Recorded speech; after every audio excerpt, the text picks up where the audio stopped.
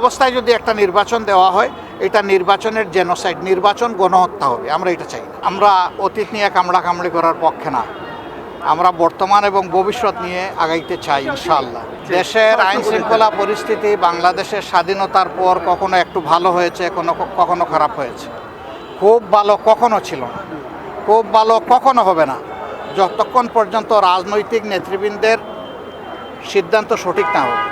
ওই সিদ্ধান্ত যখন সঠিক হবে, সততা স্বচ্ছতার ভিত্তিতে যখন হবে, তখন পরিস্থিতির শুধু আইন শৃঙ্খলা নয়, সব কিছুরই উন্নতি সাধন হবে। এর সাথে সব কিছু রিলেটেড। যারা গুলি করেছে তারা দুর্বৃত্ত, এভাবে গুলি করার অধিকার কাউকে কারণেই, প্রতিবাদ করতে করবে। আমরা কোনো ধরনের বিশৃঙ্খল পরিস্থিতিকে কখনো সমর্থন করি না এবং করব না।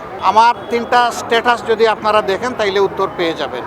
আর ডেভিল হান্ট, যেটা রিয়েলি ডেভিল তো আছেই সমাজে, সেই ডেভিল হান্ট যদি হয় 18 কোটি মানুষ সশস্ত্র বাহিনী সহ যারা যৌথ বাহিনীর এই অভিযান পরিচালনা করবেন তাদের জন্য দোয়া করবে এবং তাদের সাথে থাকবে। সত্যিকারের ডেভিলরা যদি হান্ট হয়, আমরা অফিসিয়ালি এখনও কোনো প্রার্থী ঘোষণা করি নাই। এটা আমাদের প্রাথমিক সিলেকশন। ইলেকশন বহু সামনে রয়ে গেছে, অনেক দূর। ইলেকশন যখন কাছে আসবে তখন আমরা ফাইনাল সিদ্ধান্ত নেব। তখন যাদেরকে বিভিন্ন আসনে নমিনি হিসেবে দেওয়া হবে বা ক্যান্ডিডেট হিসাবে দেওয়া হবে তারাই ক্যান্ডিডেট। নির্বাচিত সরকার বলেই তো যারা 15 বছর ছিলেন তারাই তো এই দেশের এই অবস্থা বাজিয়েছেন।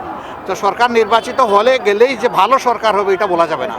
আমি আগেই বলেছি যে ভালো সরকার হতে হলে ভালো মানুষের দ্বারা সরকার গঠিত হতে হবে। এই জন্য অতীত যার ভালো, বর্তমান যার ভালো, আশা করা যায় ভবিষ্যৎ তার ভালো হবে। নির্বাচন তো আমরা সবাই চাই, পরিস্থিতি সৃষ্টি তো করতেই হবে।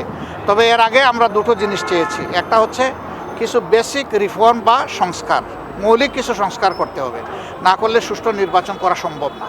এই অবস্থায় যদি একটা নির্বাচন দেওয়া হয়, এটা নির্বাচনের জেনোসাইড, নির্বাচন গণহত্যা হবে। আমরা এটা চাই না। আমরা চাই গণহত্যার পরে একটা সুষ্ঠু নির্বাচনের পরিবেশ সৃষ্টি করে তারপরে নির্বাচন দেওয়া।